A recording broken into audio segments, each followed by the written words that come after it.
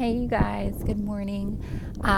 Today is my Sabbath morning and I'm blessed to have all four kids in different kinds of schools, and so I was inspired by Pam and I climbed up to the top of Stone Mountain. And I just wanted to share a couple things I've been thinking with you.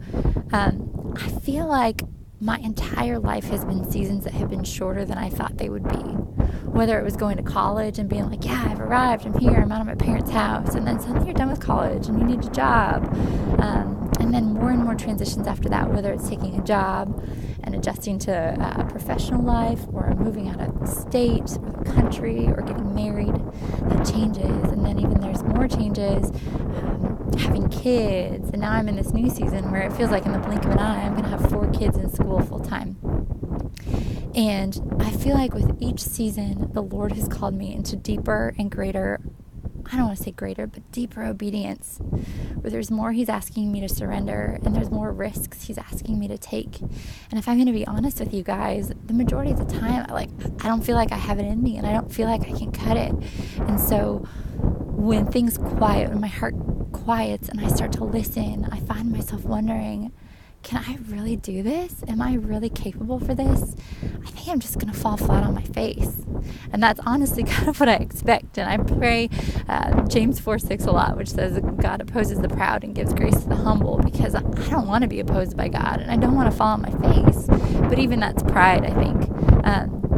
But I was praying about that this weekend, and the Lord gave me this great imagery metaphor that I wanted to share with you guys. So I grew up in Boulder, Colorado, so I grew up in the mountains and grew up driving around in the mountains. And as you started to drive into the foothills, there would be twists and turns on the road, but it would be gentle slopes down, or there would be guardrails and things like that. But when you would get further up into the mountains, less traveled roads, or go over mountain passes, there would be these sharp hairpin turns. Sometimes there would not be guardrails, and there would be these sheer drop-offs and cliffs on the edge. It would be scary. And when I would take friends up there who were not from Colorado, they would be hugging the inside of the road and freaking out, because it's scary. You feel like there's a lot more to lose. And so I had that image in my mind, driving through the mountains and going up to less and less traveled roads, where it's narrower and narrower and more dangerous. And when you miss a turn or something, you could lose your life. And the Lord just said to me in this image, look at who's driving. And I looked over and it was Him.